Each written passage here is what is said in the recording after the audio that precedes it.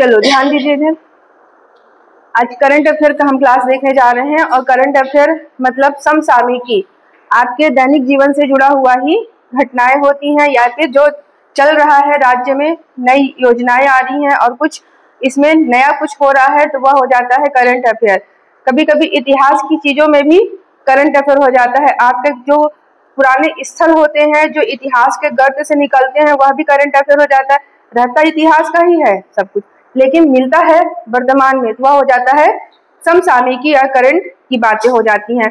जो आप यहाँ पर हम पहला चैप्टर देखने जा रहे हैं, कांगेर घाटी राष्ट्रीय उद्यान, यह तो 1982 से ही स्थापित हो चुका है, पर ये इसमें कुछ नई चीजें हुई हैं जिसके कारण यह करंट अफेयर में आज हमको पढ़ना बहुत जरूरी है और इसके बारे में पूरा जानना जरूरी है, क्योंकि जो चीज आप समसामयिकी में आज आ रहा है या करंट अफेयर में आज जो शामिल किया गया है उसके बारे में, उससे संबंधित कुछ अन्य बातें भी एग्जाम में आ जाती हैं। डायरेक्ट ये नहीं पूछा जाएगा कि क्या है उसमें आज, लेकिन उससे संबंधित कुछ बातें होंगी जो आपको पढ़नी पड़ेंगी और जानना भी पड़ेगा। तो चलिए हम देखते हैं समसामयिकी का चर्चित स्थल में सबसे पहला हम देखने जा रहे हैं कांगेर घाटी राष्ट्रीय उद्यान के बारे में प्रमुख बातें जो करंट अफेयर में क्या नया इसमें आया है। यहाँ पर देख लीजिए, छोटा सा व्यू है इसके प्रवेश द्वार का। कांगेर वैली नेशनल पार्क है यह, हम इसके बारे में देखने जा रहे हैं। यह जान लीजिए कि कांगेर घाटी राष्ट्रीय उद्यान यह कहाँ पर है, यह बस्तर जिला में है ना, वहां पर यह स्थापित है। तो कांगेर घाटी राष्ट्रीय उद्यान में करंट अफेयर में क्या है, क्या नई बातें इसमें है जो आपको जानना अब करंट अफेयर के हिसाब से जरूरी हो गया है और इसके संबंधित सारी बातें आपको जानना होगा। और इसके बारे में मेंस क्वेश्चन में भी आ चुका है कि कांगेर घाटी राष्ट्रीय उद्यान के बारे में वर्णन कीजिए, तो आपको इसके अंदर की प्रमुख बातें देनी होगी, क्यों है, क्या है, कैसे है, और इसके से संबंधित जुड़ी बातें देनी होगी।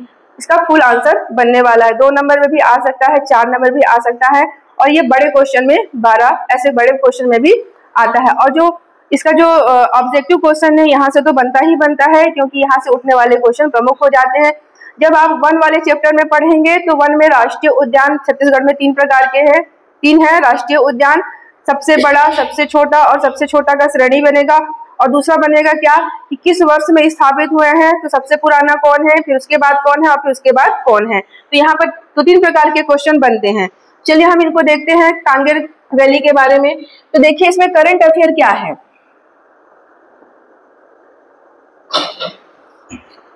कांगेर घाटी राष्ट्रीय उद्यान के बारे में करंट अफेयर क्या जुड़ा है उसके बारे में देखते हैं। तो विश्व धरोहर की अस्थायी सूची में शामिल हुआ है यह वर्ष 2025, इसी वर्ष यह विश्व धरोहर की अस्थायी सूची में शामिल हुआ है। विश्व धरोहर देख रहे हैं, इसमें स्थलों को शामिल किया जाता है और छत्तीसगढ़ का जो कांगेर वैली है या कांगेर घाटी राष्ट्रीय उद्यान है, इसको इसी वर्ष विश्व धरोहर की अस्थायी सूची में शामिल किया गया है। यह है इसका करंट अफेयर समसामयिकी, इसके कारण बहुत महत्वपूर्ण हो जाता है, विश्व धरोहर की सूची में आ गया है।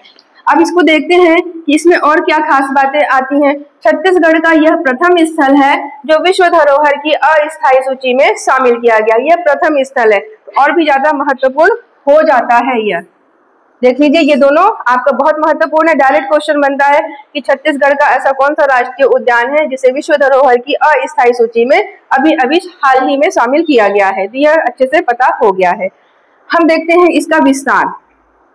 इसका विस्तार देखते हैं तो ये जगदलपुर, देखो जगदलपुर इसका मुख्यालय है, उसी जगह है, और जिला पड़ेगा इसका बस्तर। बस्तर के जगदलपुर में इसका विस्तार है।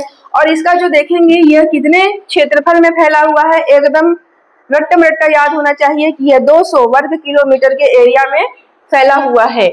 अब इसका क्षेत्रफल देखते हैं, क्षेत्रफल के हिसाब से देखते हैं तो 3 राष्ट्रीय उद्यानों का मैं यहाँ पर यह प्रश्न आ चुका है, क्षेत्रफल के हिसाब से जमाते हुए लिखिए कि राष्ट्रीय उद्यानों का क्रम क्या होगा। ऑब्जेक्टिव में भी यहाँ से उठता है और लिखने वाले में भी से। और देखिए यहाँ पर क्षेत्रफल के हिसाब से छत्तीसगढ़ में 3 राष्ट्रीय उद्यान है और 3 राष्ट्रीय उद्यान का जो क्रम है दोनों प्रकार से आपको पता होना चाहिए। मैं यहाँ पर क्षेत्रफल की बातें कर रही हूँ, वर्ष स्थापना की बातें नहीं कर रही हूँ। तो यहाँ क्षेत्रफल के हिसाब से हम देखते हैं इसका क्रम। तो यहाँ पर देखिए गुरु घासीदास राष्ट्रीय उद्यान जो छत्तीसगढ़ के उत्तरी हिस्से में है, सरगुजा संभाग में है, उस गुरु घासीदास राष्ट्रीय उद्यान की बात हो रही है यहाँ पर। तो यह क्षेत्रफल में सबसे बड़ा होगा, 1441, या शॉर्ट में बोलिए तो 1441 वर्ग किलोमीटर, एकदम जुबान पे याद रहना चाहिए। उसके बाद सेकंड नंबर पे आ जाएगा इंद्रावती राष्ट्रीय उद्यान। इसको देख लीजिए, यह छत्तीसगढ़ के दक्षिणी हिस्से में है। हम उत्तर से दक्षिण पहुंच गए सीधे सीधे, तो छत्तीसगढ़ के दक्षिणी हिस्से में है और इसका है जो क्षेत्रफल हुआ है 1258, शॉर्ट में बोल दीजिए 1258 वर्ग किलोमीटर है। उसके बाद हमारा जो करंट अफेयर में शामिल है वह है तीसरे नंबर पर कांगेर घाटी राष्ट्रीय उद्यान, जिसका क्षेत्रफल है 200 वर्ग किलोमीटर है। तो इसके बारे में करंट अफेयर है और यह बहुत महत्वपूर्ण हो जाता है कि विश्व विरासत सूची में अस्थायी रूप से इसको सूचीबद्ध किया गया है। अब इसकी स्थापना देख लीजिए। इसकी स्थापना डेट से कई बार क्वेश्चन आए हुए हैं ऑप्शनल वाले में, और जब लिखने वाले में भी आएगा मेंस में भी, तो आपको स्थापना डेट तो देना ही होगा। अगर आप इनके बारे में लिख रहे हैं, इस उद्यान के बारे में, तो स्थापना डेट देना बहुत जरूरी है। तो इसका जो स्थापना डेट है वह है 22 जुलाई 1982। बिल्कुल एकदम रटम रट्टा याद होना चाहिए। यह ज्योग्राफी का भी पार्ट है जो आप वन वाले चैप्टर में पढ़ते हैं। वन में आपको राष्ट्रीय उद्यान तो एनी हाउ पढ़ना ही है, तो यहाँ से वो सारा क्लियर हो जा रहा है, वहां पर भी यही चीज शामिल है। चलिए मैप से इसको देखते हैं कि इस राष्ट्रीय उद्यान का, कांगेर घाटी राष्ट्रीय उद्यान का कहाँ पर स्थापना है, कहाँ पर विस्तार है। हम इसके विस्तार के बारे में देख रहे हैं, पढ़ रहे हैं क्या, कांगेर घाटी।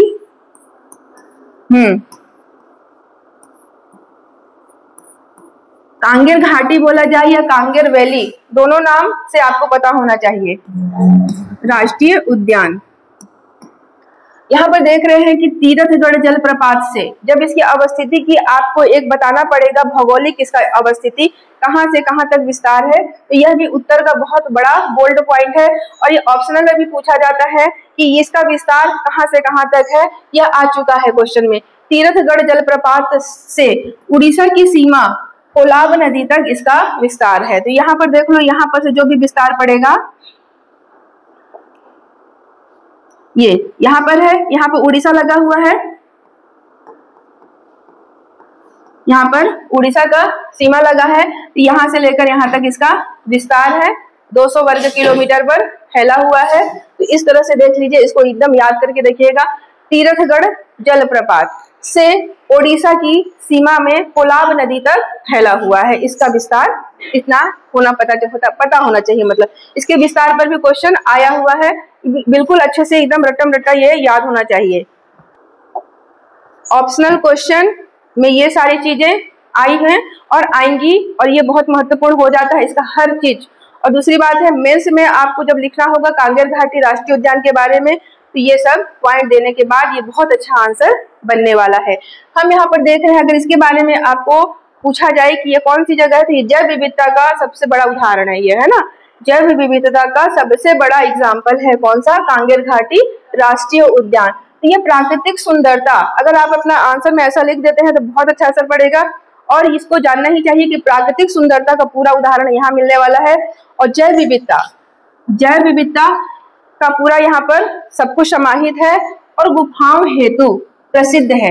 जो यहाँ पर कांगेर घाटी राष्ट्रीय उद्यान है, यहाँ पर प्राकृतिक गुफाएं आपको मिलने वाली हैं, सब कुछ प्राकृतिक है। और जैव विविधता का यहाँ पर बहुत अच्छा क्षेत्र है। तितली बटरफ्लाई जो होता है वहाँ पर विचरण केंद्र है, वहाँ पर पार्क भी बनाया गया है, सब कुछ यहाँ पर आपको मिलने वाला है। चलिए देखते हैं। तो यहाँ पर देख रहे हैं कांगेर घाटी राष्ट्रीय उद्यान क्षेत्र में स्थित हम प्रमुख स्थलों को देखने जा रहे हैं। आपको यहाँ पर से क्वेश्चन आने वाला है, यह आ सकता है कि यह जो हम पढ़ने जा रहे हैं वो किस राष्ट्रीय उद्यान का भाग है। ठीक है, ये दोनों तरफ से काम आने वाला है। हम यहाँ पर देख रहे हैं जलप्रपात। सबसे पहले जलप्रपात आपको तो पढ़ना है, नदी वाले सेक्शन में जलप्रपात भी पढ़ना है।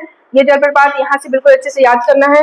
तीरथगढ़ जलप्रपात की बात हो रही है यहाँ पर। तो छत्तीसगढ़ का सबसे ऊंचा जलप्रपात किसे बोला जाता है, तीरथगढ़ जलप्रपात को बोला जाता है। और इसलिए इसको ये पढ़ रहे हैं यहाँ पर क्योंकि तीरथगढ़ जलप्रपात आपका कहाँ पर है, कांगेर घाटी राष्ट्रीय उद्यान के क्षेत्र में आता है। हम आगे देख चुके हैं तीरथगढ़ जलप्रपात से लेकर कोलाब नदी के सीमा तक है इसका विस्तार। तो यहाँ पर तीरथगढ़ जलप्रपात यहाँ पर हो जाएगा। और इसकी उपाधि क्या है, सबसे ऊंचा जलप्रपात है ये। उसके बाद देते हैं कांगेर धारा जलप्रपात। इसी कांगेर वैली में आता है कांगेर धारा जलप्रपात। और यहाँ पर कांगेर नदी इसके ऊपर, मतलब कांगेर नदी पर यह धारा चल रही है। क्योंकि कांगेर घाटी राष्ट्रीय उद्यान का नाम ही आप देख रहे हो क्यों पड़ा है, क्योंकि इस राष्ट्रीय उद्यान के बीचों बीच से कांगेर नदी का प्रवाह है। कांगेर नदी का प्रवाह क्षेत्र होने के कारण इस राष्ट्रीय उद्यान का नाम कांगेर नदी के नाम पर रखा गया है और पूरा नाम हो जाता है कांगेर घाटी राष्ट्रीय उद्यान। और ये देख रहे हो कांगेर नदी भी बह रही है इसी बीच में और कांगेर धारा जलप्रपात भी इसमें है। अगला जलप्रपात देख लो, खुड़ंग खोदरा जलप्रपात, उसी में है कांगेर घाटी राष्ट्रीय उद्यान में। अगला जलप्रपात महत्वपूर्ण है यहाँ पर खुड़ंग खोदरा जलप्रपात। फिर एक आता है झूलन दरहा, झूलन दरहा जलप्रपात, दरहा दरहा नाम चलता है उस तरफ, तो इसका मतलब हो गया झूलन दरहा जलप्रपात। फिर देखते हैं अगला शिवगंगा जलप्रपात, इसी में आपका आ जाएगा जो कांगेर घाटी राष्ट्रीय उद्यान है, इसी में शिवगंगा जो यहाँ पर जलप्रपात देख रहे हैं शिवगंगा जलप्रपात इसी में शामिल है। आपका यहाँ से कई क्वेश्चन बनने वाला है, आपको यहाँ पर सारी चीजें याद होनी चाहिए। फिर उसके बाद है भैंसा दरहा, जो यहाँ पर प्राकृतिक रूप से मगरमच्छ पाए जाते हैं, क्रोकोडाइल पाया जाता है, वो यहाँ पर अपने आप पाए जाते हैं, कोई इसको मतलब कृत्रिम रूप से नहीं बनाया है। वहाँ का जो जल क्षेत्र है वहाँ पर क्रोकोडाइल अपने आप विकसित होते हैं, तो यह एक प्राकृतिक क्षेत्र है यहाँ पर, किसके लिए? मगरमच्छों के लिए। जब मगरमच्छों का यहाँ पर क्वेश्चन आता है कि छत्तीसगढ़ में मगरमच्छ के रहवासी जगहों का नाम लिखिए, तो आपको 2-3 जगह देना पड़ेगा। एक तो आपने जांजगीर चांपा में कोटमी सोनार में पढ़ा है मगरमच्छ वाला, और एक यहाँ पर आपका आ जाता है भैंसा दरहा, यहाँ पर जो क्षेत्र है वह भी यहाँ पर शामिल हो जाता है प्राकृतिक रूप से मगरमच्छ का। कोटमी सोनार वाला कृत्रिम रूप से बनाया गया है, उसको बनाया गया है, मतलब ये अपने आप विकसित है। यहाँ पर अपने आप ये मगरमच्छ अपना यहाँ पर केंद्र बना चुके हैं। फिर देखते हैं तितली पार्क, जो कांगेर घाटी राष्ट्रीय उद्यान है, यहाँ पर तितली पार्क बनाया गया है, बटरफ्लाई पार्क है यहाँ पर, तो ये याद रहना चाहिए कि यहाँ पर ये तितली पार्क है। पहाड़ी मैना का संरक्षण केंद्र, पहाड़ी मैना जान रहे हो, मैना, पहाड़ी मैना आपका राजकीय पक्षी है, की जो संख्या है वह कम होती जा रही है ऐसा समझ में आ रहा है, तो इसके संरक्षण के लिए यहाँ पर केंद्र बनाया गया है। तो यहाँ पर पहाड़ी मैना के संरक्षण का केंद्र है, यह अच्छे से पता होना चाहिए कि पहाड़ी मैना का संरक्षण केंद्र किस राष्ट्रीय उद्यान में है, तो कांगेर घाटी राष्ट्रीय उद्यान में है। फिर देखते हैं कुटुम्बसर गुफा, कुटुम्बसर गुफा आपने बहुत बार सुना होगा, लेकिन इसको अच्छे से याद रहना चाहिए कि यह तो कांगेर घाटी राष्ट्रीय उद्यान का पार्ट है, उसके ही हिस्से में समाहित। तो देखो पहाड़ी मैना का संरक्षण केंद्र कहाँ पर हो गया? कांगेर घाटी राष्ट्रीय उद्यान। बटरफ्लाई पार्क कहाँ पर हो गया? कांगेर घाटी राष्ट्रीय उद्यान। दोनों इंग्लिश और हिंदी दोनों में पूछा जाए तो सेम आंसर होना है। फिर कुटुम्बसर गुफा छत्तीसगढ़ की सबसे लंबी गुफा है ना, कहना चाहिए भारत की सबसे लंबी गुफा, सबसे गहरी गुफा कौन सी हो जाएगी? कुटुम्बसर हो जाएगी। क्योंकि कुटुम्बसर के बारे में हम इसको अलग से पढ़ेंगे। कुटुम्बसर की गुफा अपने आप में बहुत विशेष गुफा होती है, इसके बारे में भी मेंस क्वेश्चन में आ चुका है कि कुटुम्बसर की गुफा के बारे में वर्णन कीजिए। तो जब आप इसके अंदर जाएंगे, क्योंकि हमको यहाँ कांगेर वैली के बारे में पढ़ना है, तो जो उसके अंदर का जो कुटुम्बसर की गुफा के अंदर बहुत सारी बातें आपको देखनी होगी। वहां से भी क्वेश्चन आता है कि नीचे कौन सा संगमरमर का है, ऊपर कौन सा है, स्टेलेग्माइट और स्टेलेक्टाइट, ऐसा करके पढ़ने को मिलेगा, उसके बारे में हम अलग से बताएंगे। यहाँ पर थोड़ा सा बात बस जान लीजिए कि जो कुटुम्बसर की गुफा है वह प्राकृतिक गुफा है। कुटुम्बसर की गुफा अच्छे से देख लिए। इसकी खोज कौन किया है? डॉक्टर शंकर तिवारी ने किया है। खोजकर्ता देख लीजिए इसके, डॉक्टर शंकर तिवारी ने किया। खोजकर्ता को एकदम रट के रखिएगा। कुटुम्बसर की गुफा दोबारा पढ़ाई जाएगी तो उसमें सारी इसकी गहराई और लंबाई चौड़ाई सब बता दी जाएगी।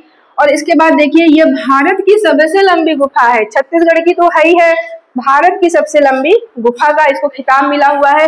जैसे अमेरिका का कॉल्स ऑफ केव है गुफा, जो विश्व की सबसे लंबी गुफा जिसे बोला जाता है वह है अमेरिका में, जिसका नाम है कॉल्स ऑफ केव। देख रहे हो ये कॉल्स ऑफ केव, अमेरिका, पूरे विश्व की सबसे लंबी गुफा है अमेरिका में, जिसे कॉल्स ऑफ केव बोला जाता है। उसी के समान भारत में कुटुम्बसर की गुफा को उपाधि दिया गया है कि यह भारत का, इस देश का सबसे गहरा गुफा है। ठीक है, अब आ गया समझ में? उससे तुलना की गई है, तो आपका यह क्वेश्चन बनता है यहाँ पर कि जो कुटुम्बसर की गुफा की तुलना किससे की गई है, तो कॉल्स ऑफ केव है अमेरिका में, उसकी गहराई से की गई है। यहाँ पर अंधी मछलियां होती हैं।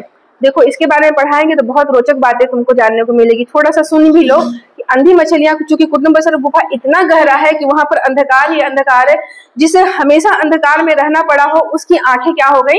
अंधी हो गई हैं, वो अब नहीं देख सकती हैं मछली, उनकी प्रजातियां भी नहीं देख सकती हैं, इसलिए वहां पर अंधी मछलियां पाई जाती हैं। क्योंकि इस गुफा की खोज कौन किया है? डॉक्टर शंकर तिवारी ने किया है। देख रहे हो, डॉक्टर शंकर तिवारी ने किया है, इसलिए इन अंधी मछलियों का नाम क्या रखा गया है? कैपियोला शंकराई, है ना। इन मछलियों का नाम क्या रखा गया है, उनके नाम से कैपियोला शंकराई। शंकर तिवारी के नाम से ही इसका नाम रख दिया गया है, कैपियोला शंकराई। हाँ ये रहा कैपियोला शंकराई, इसका नाम भी अच्छे से याद होना चाहिए, इन मछलियों का नाम है। अब जो हम देख रहे हैं कांगेर घाटी राष्ट्रीय उद्यान, जिसे सूची में शामिल किया गया है अस्थायी रूप से, जो करंट अफेयर का पार्ट बन गया है, आज बहुत बड़ा यह हो गया है। उसमें कैलाश गुफा भी है। कैलाश गुफा आपको दो जगह मिलता है, एक तो छत्तीसगढ़ के उत्तरी हिस्से में जसपुर एरिया में, यहाँ पे कैलाश गुफा है, और दूसरा मिलता है आपको दक्षिणी हिस्से में, जो कि बस्तर जिला में है, कांगेर घाटी राष्ट्रीय उद्यान में एक इसका महत्वपूर्ण हिस्सा है। यह है कैलाश गुफा। आपको ये देखना है कि यहाँ की सारी गुफाएं ना, लगभग वहां पर संगमरमर मिलेगा, कैल्शियम है ना, संगमरमर मिलने वाला है वहां पर। ये सब प्राकृतिक गुफाएं हैं। और एक गुफा और आ जाएगा, दंडक गुफा। आपसे ये प्रश्न पूछा जाए कि दंडक गुफा कहाँ पर स्थित है, एक तो जगह पता होना चाहिए कि यह बस्तर जिला में है, जगदलपुर एरिया में है, और अगर ये कांगेर घाटी राष्ट्रीय उद्यान से संबंधित राष्ट्रीय उद्यान में है दंडक गुफा, तो आपको बिल्कुल याद होना चाहिए कि कांगेर घाटी राष्ट्रीय उद्यान में है दंडक गुफा। ये महत्वपूर्ण है। यहाँ पर कैलाश गुफा तो आप जान गए हो, दो जगह है, तो यहाँ पर आप दंडक गुफा को भी अच्छे से याद रखेंगे। और जो यहाँ पर ये कुटुम्बसर गुफा, इसका अलग से क्लास होने, आपको जानकारी अलग से मिलेगी। करंट अफेयर को देख लिए, बहुत महत्वपूर्ण है। और कांगेर घाटी राष्ट्रीय उद्यान, इस बार से बहुत सारे क्वेश्चन आने वाले हैं, ऐसा समझ लो। जो करंट अफेयर में आ गया मतलब क्वेश्चन तो जरूर बनना है, उसमें किसी न किसी एग्जाम में देखने को मिल जाएगा। अगला देखते हैं, जो हमारा समसामयिकी का अगला विषय है, रोजगार एवं रोमांच का नया केंद्र बनेगा जसपुर। यह इसका हेडिंग है, रोजगार और रोमांच का नया केंद्र बनेगा जसपुर। यह पर्यटन सर्किट यहाँ पर स्थापित किया गया है, उसको विकसित करने के लिए, पर्यटन के हिसाब से उस स्थलों को विकसित करने के लिए यहाँ पर प्रोजेक्ट किए गए हैं। जसपुर को एक नए पर्यटन के केंद्र में स्थापित करने की ऐतिहासिक पहल की गई है। यह आपको पता होना चाहिए कि क्या सोच किया गया है यहाँ पर। कि इसमें देखते हैं मयाली नेचर कैंप, कुनकुरी में एडवेंचर जोन का यहाँ पर शुभारंभ किया गया है। मयाली नेचर जोन आपसे पूछा जाए कि कहाँ पर है, इसका जगह सीधे सीधे आपको याद होना चाहिए, ये जसपुर क्षेत्र में है, उत्तरी हिस्से में है, जसपुर एरिया होगा। मयाली है ना, मयाली को याद रखना कि मयाली जो आ रहा है, मयाली ही नाम आ रहा है, वो जसपुर में आ रहा है, ठीक है। आपको यहाँ पर चार ऑप्शन रहेंगे कि मयाली नेचर कैंप कहाँ पर अवस्थित है। चार ऑप्शन में से आपको यह याद होना चाहिए कि यह जसपुर में है, जसपुर जिले में है। तो यहाँ पर एक हो गया। फिर देखते हैं इसको आगे, चलो यहाँ पर देखते हैं अगला, आगे ना, इसमें मुख्य क्या है, एक्वा साइकिलिंग। देख लो आप लोग, जो जो इसमें कर सकते हो एडवेंचर वह शामिल है। Aqua cycling, kayaking, speed boat, floating jetty और बम्पर बोट जैसी गतिविधियों का यहाँ पर शुभारंभ किया गया है। मतलब इसको पर्यटन के हिसाब से विकसित किया जा रहा है। काफी अचीवमेंट यहाँ पर देखे जा सकते हैं। इस टाइप का जो क्वेश्चन उठता है वहां से बनते हैं क्वेश्चन। अब देखिए, जसपुर जिले के नवीनतम 3 पर्यटन सर्किट हैं। इसमें 3 पर्यटन सर्किट में हम देख रहे हैं, पहला आध्यात्मिक हेरिटेज सर्किट, आध्यात्मिक हेरिटेज सर्किट पहला हो जाएगा। यह सर्किट पोते बीरा से शुरू होकर तमता, कैलाश गुफा, मधेश्वर पहाड़, सरदा धाम, ग्वालिन सरना जैसे ऐतिहासिक और धार्मिक स्थलों को जोड़ता है। देखिए, आप जो देख रहे हैं आध्यात्मिक हेरिटेज सर्किट, यहाँ पर जितने स्थल का नाम दिया गया है वहां से क्वेश्चन इसमें से आ चुका है। यह क्वेश्चन पूछा जा चुका है कि मधेश्वर पहाड़ किस जिले में अवस्थित है। पढ़े हुए क्वेश्चन देखे होंगे, तो यह क्वेश्चन आ चुका है कि मधेश्वर पहाड़ कहाँ पर अवस्थित है। पहाड़ों से क्वेश्चन बहुत निकलते हैं, तो यह क्वेश्चन बनता है जसपुर जिले से कि मधेश्वर पहाड़ जसपुर में स्थित है। वैसे ही कैलाश गुफा आपको 2 जगह देखने को मिल गया, एक कुटुम्बसर नहीं, जो कांगेर घाटी राष्ट्रीय उद्यान है जो जगदलपुर है, बस्तर जिला है, वहां पर कैलाश गुफा देखने को मिला, और एक कहाँ पे मिल रहा है, जसपुर में। तो ऑप्शन के हिसाब से चलना है कि ऑप्शन में दोनों में से तो कोई एक रहेगा, तो वैसे भी छांट लेना है।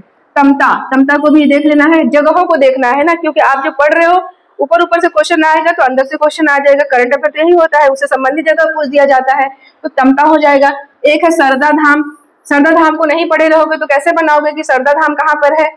अब यहाँ से याद हो जाना चाहिए कि सरदा धाम कहाँ पर है, जसपुर में है। अब एक आता है इसमें ग्वालिन सरना, तो जगहों से क्वेश्चन आते हैं, तो ग्वालिन सरना के बारे में अगर क्वेश्चन मिल गया कि ग्वालिन सरना कहाँ पर स्थित है, तो जसपुर में स्थित है। यहाँ से इसको जगहों को याद कर लेना है और ये भी देखना है कि आध्यात्मिक हेरिटेज सर्किट के अंतर्गत आता है। दूसरा है इसमें प्राकृतिक एवं वन्य जीव सर्किट। पहला आध्यात्मिक सर्किट था, दूसरा है प्राकृतिक एवं वन्य जीव सर्किट। 3 सर्किट में दूसरा सर्किट देख रहे हैं। यह सर्किट मकरभंजा जलप्रपात, दूसरा है बादलखोल अभ्यारण्य, फिर रानीदाह और गुल्लू जलप्रपात सारूडीह चाय बागान से गुजरेगा। यह आप देख रहे हो यहाँ पर प्राकृतिक एवं वन्य जीव सर्किट में देख रहे हो, इन स्थलों से होकर इसको शामिल किया गया है, यहाँ से गुजरेगा। तो ये जो प्राकृतिक एवं वन्य जीव सर्किट में जो जगह का नाम आया है मकरभंजा जलप्रपात, यहाँ से क्वेश्चन उठ सकता है कि मकरभंजा जलप्रपात कहाँ पर है, तो जसपुर में है। दूसरा बादलखोल अभ्यारण्य, सब अच्छे से जानते हो, 1 वाले चैप्टर में पढ़े हो कि यहाँ पर बादलखोल यहाँ पर अभ्यारण्य है। फिर रानीदाह जलप्रपात है, यहाँ पर रानीदाह के जगह के नाम से बना रानीदाह जलप्रपात है, तो रानीदाह को भी अच्छे से याद रखना है कि जसपुर में है। फिर गुल्लू जलप्रपात, गुल्लू जलप्रपात भी यहाँ से याद हो गया कि गुल्लू जलप्रपात कहाँ पर है, जसपुर में। इन सब चीजों से क्वेश्चन आ रहे हैं ना आजकल, जगह से आ रहे हैं, पहाड़ों से आ रहे हैं, नदियों से आ रहे हैं, जलाशय से आ रहे हैं। फिर सारूडीह चाय बागान, जो कि जसपुर का एरिया चाय के उत्पादन के लिए एक अच्छा जलवायु वाला क्षेत्र है यहाँ पर, तो सारूडीह चाय बागान है, वह कहाँ पर है, वह भी जसपुर में है। तो इन क्षेत्रों को भी याद रखना है, साथ साथ बीच बीच से उठने वाले क्वेश्चन है यहाँ पर। ये प्राकृतिक एवं वन्य जीव सर्किट में यह शामिल क्षेत्र है। उसी में तीसरा देख रहे हैं, 3 सर्किट की स्थापना की गई है। तीसरे सर्किट में आते हैं साहसिक पर्यटन सर्किट, जो एडवेंचर के हिसाब से बनाए गए हैं। साहसिक पर्यटन सर्किट एडवेंचर के शौकीन जो यहाँ पर चाहते हैं उनके लिए है। द नगरी कैंप, एडवेंचर के शौकीनों के लिए द नगरी कैंप साइट, बेलवार जलप्रपात, देश देखा हिल और सना इको एथनिक और क्लाइकिंग सेक्टर स्थल शामिल किया गया है। क्लाइंबिंग सेक्टर स्थल शामिल किया गया। इसमें जो आप स्थल देख रहे हो वह भी यहीं पर स्थित है। यह भी स्थल आपको अच्छे से याद होना चाहिए। द नगरी देखो जलप्रपात भी है, द नगरी जलप्रपात। तो द नगरी अगर पूछा जाए कि कहाँ पर है तो सीधे सीधे जसपुर याद आना चाहिए। बेलवार जलप्रपात, यह भी एक जलप्रपात मिल गया, जो हाइट रहता है वो मिल जाता है तो बहुत इंपॉर्टेंट हो जाता है। तो बेलवार जलप्रपात यहाँ पर है जसपुर में। देश देखा हिल, इससे क्वेश्चन आ चुका है कि देश देखा जो पहाड़ है वो कहाँ पर है, तो देश देखा कुछ नहीं देखा, तो देश देखा मतलब कुछ नहीं देखा, तो जसपुर का देश देखा देख लो। इस प्रकार से जो देश देखा है पूरा देखा जा सकता है वो कहाँ पर है, जसपुर में है। देश देखा नाम भी बहुत अच्छा है और जाके देश देख लो जसपुर में, ठीक है, ऐसे करके याद कर लेना। तो देश देखा हिल या पहाड़ है वह कहाँ पर है, जसपुर में है। सना इको एथनिक यह भी जसपुर में। इन सबको जोड़ते हुए साहसिक पर्यटन एडवेंचर जोन यहाँ पर बनाया गया है। तो 3 प्रकार के हैं, 3 प्रकार के यहाँ पर सर्किट हो गए पर्यटन सर्किट। पहला हो गया आध्यात्मिक हेरिटेज सर्किट, दूसरा हो जाएगा प्राकृतिक एवं वन्य जीव सर्किट और तीसरा हो जाएगा साहसिक पर्यटन सर्किट। इसके अंदर का जो आपको जलप्रपात, नाम, हिल जो आ रहा है सारे इंपॉर्टेंट हो जाते हैं। हम देख रहे हैं जो हमने पढ़ा वो जसपुर क्षेत्र में जो नया हुआ है वह आपका समसामयिकी हो गया। अब हम अगला देख रहे हैं यहाँ पर विमान उड़ान ट्रैकिंग सेंटर कहाँ पे स्थापित किया गया है, जसपुर में किया गया है। विमान उड़ान ट्रैकिंग सेंटर प्रश्न में बनता है, इसका बिल्कुल आंसर हो जाएगा, जसपुर में स्थापित किया गया है। और ऐसा ही अगर कहीं पर है छत्तीसगढ़ में तो ये चूंकि दूसरे क्रम का है, दूसरे नंबर पर स्थापित किया गया है और पहला कहीं पर किया गया है तो रायपुर में किया गया है। तो देखो राज्य का द्वितीय विमान उड़ान ट्रैकिंग सेंटर, ट्रेनिंग है मतलब, राज्य का द्वितीय विमान उड़ान ट्रेनिंग सेंटर का शुभारंभ हुआ है अभी अभी इसी वर्ष। तो देखिए अब यहाँ पर प्रथम की बारी आती है, अगर ये द्वितीय है तो प्रथम कौन सा हो जाएगा, रायपुर का हो जाएगा, या रायपुर का फर्स्ट है। तो जिला विमान उड़ान ट्रेनिंग सेंटर पहला रायपुर हो जाएगा। दूसरा जो स्थापित किया गया है वह जसपुर में किया गया है। और इसका उद्देश्य क्या है, इसमें उद्देश्य यह होगा कि युवाओं को विमानन प्रशिक्षण और पायलट बनने का जो गुण सीखना होता है यहाँ पर हो जाएगा। तो पायलट बनने की दिशा में सकारात्मक कार्य किया जाएगा, वह इस क्षेत्र में अपनी योग्यता बढ़ा सकते हैं।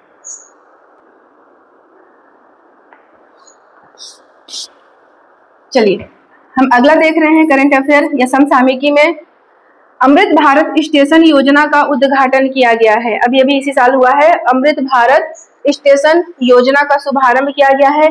और इसका उद्घाटन कब किया गया है, 22 मई को किया गया है। इसी वर्ष 22 मई 2025 को किया गया है माननीय प्रधानमंत्री के कर कमलों से किया गया है। संपूर्ण भारत में शामिल अगर ऐसे स्टेशन होंगे, संपूर्ण भारत में अमृत भारत स्टेशन जो योजना चालू की गई है वह कितने हैं? 103 है। कुल पूरे भारत में 103 स्टेशन है जो उनको चयनित किया गया है और यह इसका प्रथम चरण है और प्रथम चरण में 103 ऐसे स्टेशनों को यहाँ पर लिया गया है। अब देखते हैं छत्तीसगढ़। बात आती है छत्तीसगढ़, हम तभी पढ़ेंगे जब हमारा राज्य इसमें शामिल होगा। हम तभी करंट अफेयर में देख रहे हैं ज्यादा महत्वपूर्ण क्यों हो जा रहा है, हमारे राज्य को भी इसमें शामिल किया गया है। तो छत्तीसगढ़ के 5 स्टेशन जो रेलवे स्टेशन है उनको इसमें शामिल किया गया है। तो उन 5 रेलवे स्टेशन का नाम बहुत ज्यादा हाईलाइट हो जाता है और यही क्वेश्चन का विषय बनता है कि 103 में हमारे यहाँ 5 हैं, तो वो 5 कौन कौन से हैं? एक तो सरगुजा जिले में अंबिकापुर हो गया, एक है रायपुर का कुरकुरा हो गया और कांकेर का भानुप्रतापपुर हो गया और राजनांदगांव का डोंगरगढ़ हो गया और ये जो भिलाई है वहां से भिलाई का रेलवे स्टेशन हो गया। तो ये 5 है, अंबिकापुर, उरकुरा, रायपुर। देखो पहले अंबिकापुर पड़ रहा है उत्तरी हिस्से में, उसके बाद रायपुर का उरकुरा पड़ रहा है, फिर आपको इधर आ जाइए कांकेर का जो भानुप्रतापपुर है वह हो जाएगा, तो डोंगरगढ़ है, फिर भिलाई है। इस तरह से आप कोडिंग बनाकर याद कर लो या फिर कोई जो कविता कहानी बनाना है उस तरह से याद कर लो, पर ये 5 का 5 याद होना चाहिए। आपके 4 ऑप्शन में से कुछ भी आ सकता है, कोई भी स्टेशन का नाम दिया जा सकता है, वह हो सकता है। या फिर फुट वाले क्वेश्चन में कि 1 नंबर पे दे दिया जाए कि पूरे भारत में 103 यहाँ पर रेलवे स्टेशनों को यहाँ अमृत भारत योजना में शामिल किया गया है, उसमें से छत्तीसगढ़ के 2 स्थल हैं, 2 तो नहीं है, 5 है, तो वहां पर आप काट देना, नहीं 5 स्थल है ना, वहां पे आपका जीके ही तो चेक किया जाएगा ना, और उसमें से नाम दे दिया जाएगा। ये 2-3 नाम रहेगा, कुछ एक और अलग सा नाम रहेगा, उसको भी आपको काट के निकालना है और जो अपना है वो आंसर वह लेना है। तो इसलिए इसको याद रखना ज्यादा जरूरी है कि 5 स्टेशन कौन कौन से हैं। छत्तीसगढ़ का मैप बना लेना है, वहां पर इंडिकेट भी कर लेना है ताकि आपको वह एरिया याद रह सके। फिर देखते हैं इसमें प्रावधान क्या किए गए हैं कि ऐसा चयन करने का उद्देश्य क्या है, क्या काम किया जाएगा। तो जो ये रेलवे स्टेशन है इसको सिटी सेंटर के रूप में विकास किया जाएगा, सिटी सेंटर के हिसाब से विकास किया जाएगा, जिसमें शॉपिंग जोन होंगे, विश्राम कक्ष होंगे, एक अच्छा जो होता है विश्राम कक्ष वह होगा। तो उसके बाद है स्थानीय वास्तुकला से यह स्टेशन निर्मित किया जाएगा, वो कुछ जो वहाँ के स्थानीय लोकल के हिसाब से कुछ महत्वपूर्ण लगता है उस हिसाब से यहाँ पर वास्तुकला दी जाएगी। फिर यहाँ पर बुनियादी सुविधाएं होंगी, एंट्री गेट और जो बाहर निकलने का गेट होता है एग्जिट गेट वह अलग अलग होगा, मतलब यहाँ पर भीड़ से मुक्ति मिलने वाली है। फिर बेहतर पार्किंग, लिफ्ट, एस्केलेटर, लाउंज और प्रतीक्षालय, ट्रेवलेटर और दिव्यांग जन के लिए अनुकूल सुविधाएं यहाँ पर दी जाएंगी, मतलब काफी कुछ विकसित किया जाने वाला है। इसी को ये सब कुछ देखते हुए जो विकास किया जाएगा उसी को यहाँ पर इस योजना में शामिल किया गया है छत्तीसगढ़ को, अमृत भारत स्टेशन योजना, जो काफी इसमें कुछ विकास किया जाएगा। यहाँ जो किशोर साहू सम्मान मिला है, छत्तीसगढ़ में किशोर साहू सम्मान जो दिया जाता है वह फिल्म के क्षेत्र में दिया जाता है, चलचित्र की दुनिया के लिए, सिनेमा की दुनिया में दिया जाता है और यह एक राष्ट्रीय रूप से दिया जाता है। जो छत्तीसगढ़ में छत्तीसगढ़ी फिल्मों का जो निर्माता, निर्देशन, अभिनय करते हैं उन सबको यहाँ पर फिल्मी दुनिया में यहाँ पर किशोर साहू सम्मान से पुरस्कृत किया जाता है। यहाँ पर फिल्मी दुनिया का जो बहुत बड़ा यहाँ पर जो होने वाला है रुचि के हिसाब से, वहाँ पर फिल्म सिटी का यहाँ पर स्थापना किया जा रहा है। तो छत्तीसगढ़ का प्रथम फिल्म सिटी बनने वाला है, नाम है उसका चित्रोत्पला फिल्म सिटी। इस नाम को याद रखेंगे, चित्रोत्पला फिल्म सिटी का पौराणिक नाम है, जो चित्रोत्पला नाम रखा गया है एक पौराणिक नाम है। तो यहाँ पर जो स्थापना कहाँ पे हो रहा है, माना तूता रायपुर में हो रहा है। तो इसको भी याद रखना है कि किस नाम से किया जा रहा है और कहाँ पर किया जा रहा है, यह भी याद होना चाहिए। और ये पहला फिल्म सिटी बन रहा है चित्रोत्पला फिल्म सिटी और माना तूता रायपुर में बन रहा है।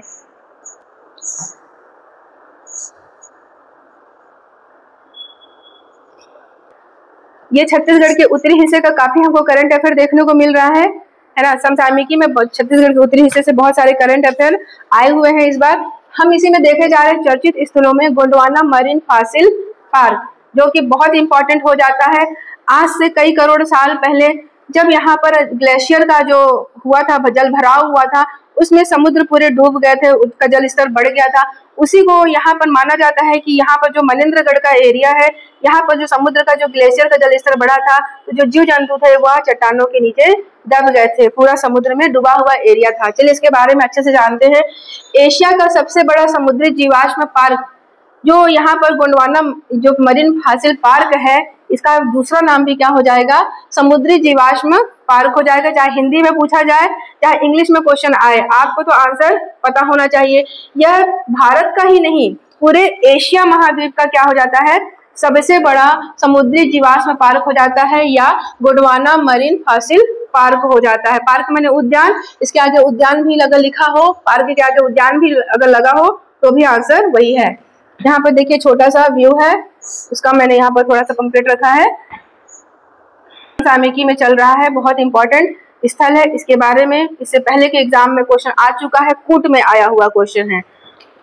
हम यहाँ पर देखते हैं कि यह भारत का पहला एवं एकमात्र राष्ट्रीय भूवैज्ञानिक स्मारक घोषित किया गया है। यह समसामयिकी में क्यों आज दोबारा देखने को मिल रहा है, क्योंकि इसे राष्ट्रीय भूवैज्ञानिक स्मारक के घोषित कर दिया गया है।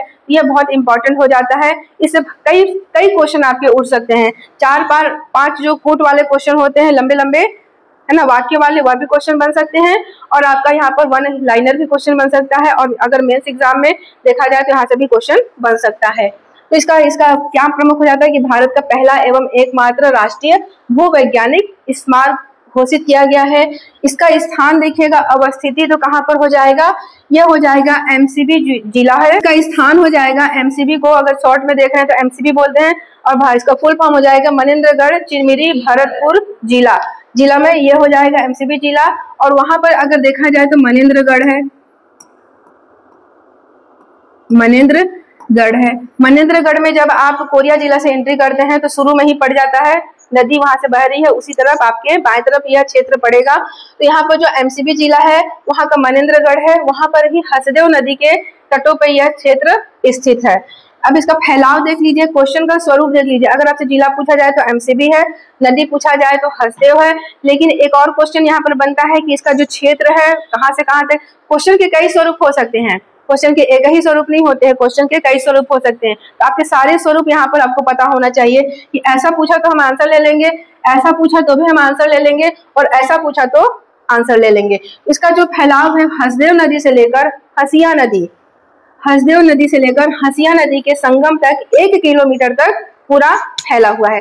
अगर 1 किलोमीटर तक फैला है मतलब ये बहुत बड़ा क्षेत्र हो जाता है, पूरे विश्व का ये कहना चाहिए बहुत प्रमुख स्थल हो जाता है, और एशिया का इसलिए सबसे बड़ा स्थल है क्योंकि 1 किलोमीटर तक पूरा फैला हुआ है यह। अब इसके खोजकर्ता का नाम भी अच्छे से पता होना चाहिए कि इसे खोजकर्ता कौन है। तो जो यहाँ पर 1954 में इसके जो खोजा गया है वह वर्ष है 1954, और भूवैज्ञानिक एस.के. घोष ने कैसे खोजा, कोयला खनन करते हुए इस स्थलों का इनको पता चलने लगा कि यहाँ पर ऐसे स्थल है। तो यहाँ पे यह क्वेश्चन आ चुका है। यहाँ पे मैंने कोयला क्यों रखा है, क्योंकि कोयला से क्वेश्चन आ चुका है। सीधे सीधे क्वेश्चन पूछा गया है आपके पिछले एग्जाम में कि गोंडवाना मरीन फॉसिल पार्क में किन खनिजों का यहाँ पर जमाव पाया जाता है। तो चूंकि आपको पता होना चाहिए कि छत्तीसगढ़ का उत्तरी हिस्सा कोयला के लिए, है ना, गोंडवाना जो क्षेत्र है वहां पर कोयला के लिए बहुत प्रसिद्ध है। तो गोंडवाना सेल जो यहाँ पे पाए जाते हैं वह कोयला के लिए प्रसिद्ध है। आपको कई प्रकार से क्वेश्चन पूछे जाते हैं, तो आपको हर प्रकार से आपका दिमाग खुलना चाहिए। इस क्षेत्र में कोयला के भी चट्टान है, और इस क्षेत्र में जहाँ पर ये फॉसिल पार्क है वहां पर जो एस.के. घोष थे उन्होंने खोजा था कोयला खोदने के लिए, लेकिन उनको ये सब मिले हैं यहाँ पर जीवाश्म। तो यह हो जाएगा आपके कई प्रकार के आने वाले क्वेश्चन है।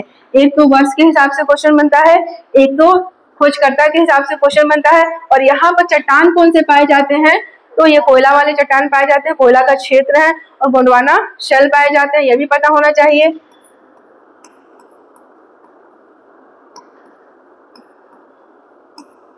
गोंडवाना शेल समूह,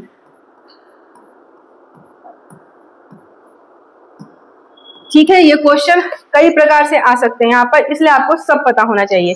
अब इसमें विशेष क्या है, इसमें देखिए विशेष क्या है कि 293 मिलियन साल पुराने जीवाश्म मिले हैं। इसके जीवाश्म की बात की जाए, उम्र की बात की जाए तो देखिए कितना पुराना है, 293 मिलियन साल पुराना यहाँ पर जीवाश्म मिला है।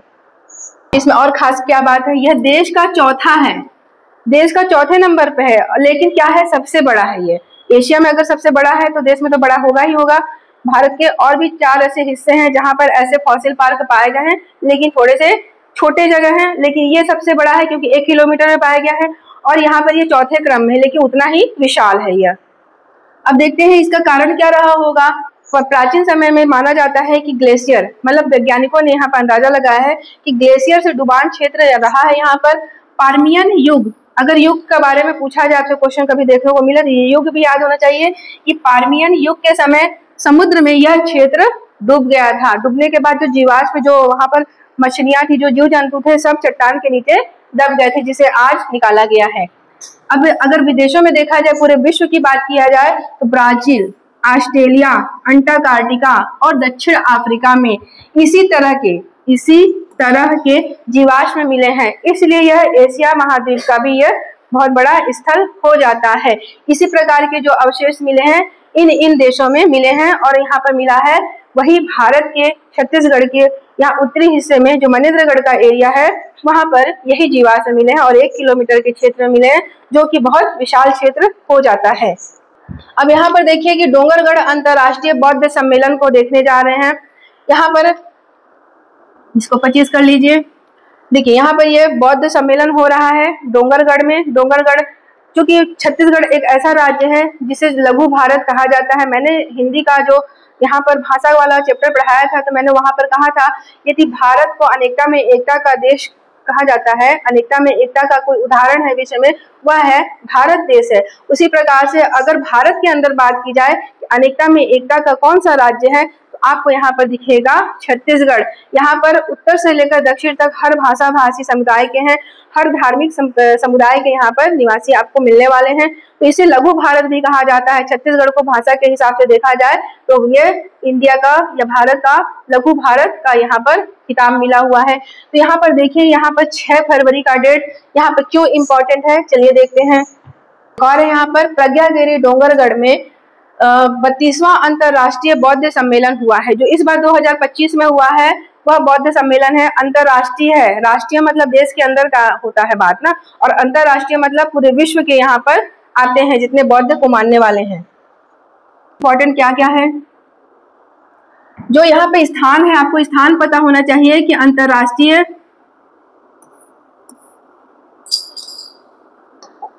स्थान पता होना चाहिए कि जो अंतर्राष्ट्रीय बौद्ध सम्मेलन हो रहा है प्रतिवर्ष 6 फरवरी को, यह राजनांदगांव के डोंगरगढ़ में होता है। और यहाँ पर 32वां संस्करण इस बार 2025 में हुआ है, जो 6 फरवरी को हुआ है वह 32वां संस्करण है। तो यह संस्करण भी बिल्कुल अच्छे से एकदम याद होना चाहिए कि 2025 का संस्करण कौन था, 32वां था, 32 संस्करण था। यह फरवरी में होता है, 6 फरवरी, ठीक से इसका। अब देखिए इसका प्रथम अंतर्राष्ट्रीय सम्मेलन कब हुआ था, जब सबसे शुरू में किया गया था, सबसे स्टार्ट में हुआ था, वो 1992 में हुआ था और 6 फरवरी था। तो सबसे पहला आपको पता होना चाहिए, यह क्वेश्चन कभी ना कभी आपको देखने को मिल सकता है, पता होना चाहिए कि सबसे पहला अंतर्राष्ट्रीय बौद्ध सम्मेलन कब हुआ था, 6 फरवरी 1992 में हुआ था। और यह हर वर्ष प्रतिवर्ष मनाया जाता है। भारत ही नहीं, राज्य के सभी राज्यों के यहाँ पर जुड़ते हैं जो बौद्ध संप्रदाय में विश्वास करने वाले होते हैं, जो इसे मानते हैं। और जो विदेशों में होते हैं, विदेशों के कई यहाँ पर धर्म गुरु उसके जो मानने वाले होते हैं, सब यहाँ पर जुड़ते हैं। बहुत बड़ा यहाँ पर अंतर्राष्ट्रीय यहाँ पर जो होता है सम्मेलन, वह होता है, मेला लगता है। क्योंकि बौद्ध जी की बातें हैं, जो भगवान गौतम बुद्ध की बातें हैं, वो अपने आप में बहुत विशेष है ना। भगवान गौतम बुद्ध तो जीवन को जीना सिखाए हैं, कृष्णा ये सब उन्होंने हटाने का मार्ग बताया है। दुख का कारण क्या है, ये सब हम बौद्ध दर्शन में देखते हैं। चलिए यहाँ पे देखिए, डोंगरगढ़ के प्रसिद्ध प्रज्ञागिरी तीर्थ स्थल में आयोजित किया जाता है। प्रज्ञागिरी कहाँ पर है, यह भी पता होना चाहिए। प्रज्ञागिरी कहाँ पर है, डोंगरगढ़ में है। और इसी प्रज्ञागिरी तीर्थ स्थल में हर साल जो फरवरी में मनाया जाता है वह है अंतर्राष्ट्रीय बौद्ध सम्मेलन। कुछ है कि छत्तीसगढ़ धार्मिक समरसता का प्रसिद्ध उदाहरण है। मैंने बताया कि छत्तीसगढ़ को लघु भारत कहा जाता है। यहाँ पर सभी धार्मिक समुदाय को यहाँ पर बता दें, यहाँ पर रहवासी क्षेत्र है। यहाँ पर जैन धर्म के भी लोग उतने ही अच्छे से रह रहे हैं, यहाँ बौद्ध धर्म के भी रह रहे हैं, हिंदू, मुस्लिम, सिख, ईसाई सभी का यहाँ पर समावेश है। सभी बोली भाषा के यहाँ पर रहते हैं। और यहाँ पर जो बौद्ध धर्म का हम केंद्र देखने जा रहे हैं, यह आपके जो बुक है, बुक में आपका अलग अलग पार्ट है। जैन धर्म संबंधित स्थल आप पढ़ेंगे, रामायण कालीन स्थल आप पढ़ेंगे, उसी में आप देखेंगे बौद्ध कालीन स्थल। तो बौद्ध कालीन स्थल यहाँ पर छत्तीसगढ़ में कौन कौन से हैं, यहाँ पर देख लीजिए। राज्य में बौद्ध धार्मिक स्थल से जुड़े क्षेत्र कौन कौन से हैं, इस तरफ है आपका बौद्ध स्थल जो भी यहाँ पर नाम दिखेगा, और यहाँ पर संबंधित जिला है। यहाँ पर मेन पार्ट आप देख रहे हो, छत्तीसगढ़ के उत्तरी हिस्से में जो मेन पार्ट है, अंबिकापुर से लगा कुछ किलोमीटर पर मेन पार्ट, तो यहाँ पर एक पर्यटन स्थल है। वहां पर ये सरगुजा जिले में है। वहां पर बौद्ध धर्म के बहुत ज्यादा मानने वाले लोग रहते हैं और बौद्ध मंदिर भी है वहां पर। तो एक केंद्र आपका कौन सा हो जाता है, मेन पार्ट हो जाता है। उसके बाद देखते हैं मल्हार, जो बिलासपुर जिले में अवस्थित है मल्हार, वह भी बौद्ध धर्म का प्रमुख केंद्र है। तो ये हो गया दूसरा मल्हार। तीसरा आते हैं सोंड्रा ग्राम, जो रायपुर में है, वह भी बौद्ध स्थल से संबंधित क्षेत्र है। फिर यहाँ पर अगला देखते हैं सिरपुर। सिरपुर तो कहना चाहिए कि सिरपुर तो ऐसा जगह है जहाँ पर बौद्ध धर्म, जैन धर्म, हिंदू धर्म, सारे धर्मों का वहां पर आपको वहां पर इतिहास के पूरे साक्ष्य मिले हुए हैं। स्वस्तिक विहार देख रहे हो, आनंद कुटी विहार देख रहे हो, बहुत कुछ वहां पर मिला हुआ है सिरपुर में। तो सिरपुर में यहाँ पर जो यहाँ पर देख रहे हैं महासमुंद जिले में आता है, वहीं सिरपुर में यहाँ पर बौद्ध केंद्र भी स्थापित है। जो यहाँ पर जो छत्तीसगढ़ के राजा हुए थे बालार्जुन, है ना, वो महाशिवगुप्त बालार्जुन, वो तो बौद्ध धर्म के क्या थे, बहुत बड़े, वहां पर उनको संरक्षण दिए थे, उनको बाकायदे उनका ध्यान रखे थे। तो यहाँ पर सिरपुर एक बहुत बड़ा केंद्र हो जाता है बौद्ध धर्म के हिसाब से। फिर आते हैं कोंडागांव का भोंगापाल। यहाँ पर तो चैत्यगृह है, बौद्ध चैत्यगृह है। वहां पर जो बौद्ध धर्म का जो वहां पर मूर्ति बनाया गया है भगवान बुद्ध का, उसको डोगरा बाबा की संज्ञा दी गई है और वहां पर उपासना की जाती है। तो ये देखो इतने स्थल हैं। अगर आपसे ऑप्शन में भी छांटने को आए तो आप इसमें से ऑप्शन निकाल लेना कि बौद्ध धर्म से संबंधित स्थल कौन कौन से हैं, है ना। और लिखने में आए मेंस एग्जाम में कि बौद्ध धर्म से संबंधित स्थलों का वर्णन कीजिए, ये स्थल कम से कम आपको याद होना चाहिए। अगर इन स्थलों के अलावा आप दूसरा स्थल दे देते तो गलत हो जाएगा। जो स्थल है उसी को ही याद करना है। तो इतने स्थल आपके बौद्ध धर्म से संबंधित हो जाते हैं। इतने को आप लोग नोट्स में लिखो और अच्छे से याद करो। ये सारे आपके इतिहास में, ये जितना चैप्टर है इतिहास में है। कांगेर घाटी वाला क्या है, वो ज्योग्राफी में है, 1 वाले चैप्टर में है। और जो 2-3 करंट अफेयर है वो तो जानने योग्य है। और गोंडवाना फॉसिल पार्क, वह भी इतिहास से संबंधित हो जाता है और करंट अफेयर से भी संबंधित हो जाता है। और आपका जो होता है यहाँ पर 1 वाला पार्ट, उससे भी संबंधित हो जाता है। जीव जंतु आते हैं उसमें, समुद्री क्षेत्र है, नदी वाला क्षेत्र है, उससे भी संबंधित हो जाता है।